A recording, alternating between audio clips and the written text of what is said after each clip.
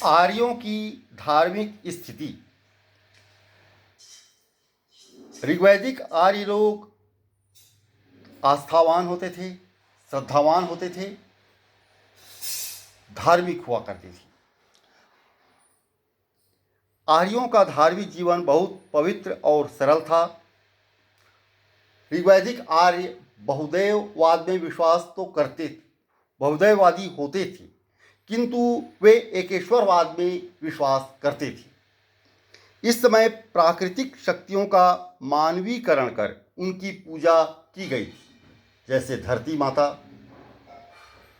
सूर्य देवता, अग्निदेव इत्यादि जो प्राकृतिक शक्तियां हैं उनको मानव के रूप में स्थापित कर उनकी पूजा किए जाने का वर्णन मिलता है। इस काल में यज्ञ का महत्वपूर्ण स्थान था और ऋग्वैदिक आर्य मुख्य रूप से प्रकृति पूजा में विश्वास करते थे। प्रकृति के प्रतिनिधि के रूप में आर्यों के देवताओं की 3 श्रेणियां थीं। जैसे आकाश के देवता के रूप में सूर्य आर्यों का सबसे प्रमुख देवता होता था। इसके बाद फिर वरुण जल का देवता एवं दंड विधाता का देवता होता था। दौस सृजन स्वर्ग का देवता एवं सबसे प्राचीन मित्र होता था। पूषण पशुओं व शूद्रों के देवता माने गए हैं।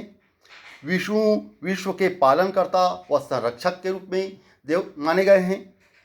सविता अमरत्व के देवता, अदिति उषा प्रगति व उत्थान की देवी मानी गई हैं। अश्विन रोगों को दूर करने वाले देवता, मित्र प्रकाश का देवता इत्यादि। अंतरिक्ष के देवता के रूप में देखें तो इंद्र का प्रमुख स्थान है। इंद्र को पुरंदर भी कहा गया है। पुरंदर मतलब किलों अथवा दुर्गों पर विजय प्राप्त करने वाला। इसके अलावा मारुत वायु के देवता, रुद्र पशुओं के देवता और पर्जन्य वर्षा के देवता माने गए हैं। पृथ्वी के देवता के रूप में देखें तो अग्नि यज्ञ और गृह के सर्वश्रेष्ठ देवता के रूप में स्थापित थे। सोम वनस्पति के देवता माने गए हैं। पृथ्वी सृजन की देवी, बृहस्पति यज्ञ के देवता और सरस्वती विद्या की देवी मानी गई हैं। ऋग्वेद में इंद्र का वर्णन सर्वाधिक प्रतापी एवं लोकप्रिय देवता के रूप में किया जाता है। इंद्र को आर्यों का युद्ध नेता तथा वर्षा आंधी तूफान आदि का देवता भी माना गया है। इस प्रकार ऋग्वैदिक आर्यों में इंद्र का सबसे प्रमुख एवं प्रतापी देवता के रूप में प्रतिस्थापित किया गया था।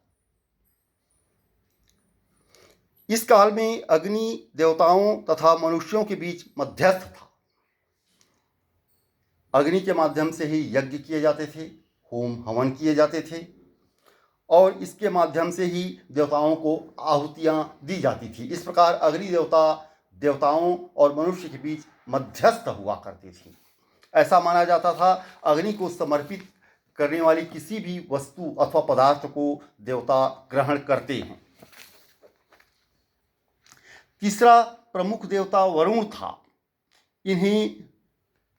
ऋग्वेद में इन्हें 30 सूक्त समर्पित हैं जो जल निधि का प्रतिनिधित्व करता है। वरुण को ऋतस्व गोपा भी कहा गया है। रुद्र अनैतिक आचरण से संबद्ध देवता हैं। ऋग्वेद में इन्हें त्र्यंबक कहा गया है। इन्हें चिकित्सा का संरक्षक भी माना गया है। हालर नामक इतिहासकार ने इनकी तुलना यूनानी देवता अपोलो के साथ की है।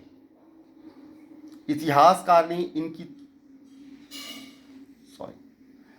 ज़्यूस को ऋग्वैदिक कालीन देवों में सबसे प्राचीन माना जाता है।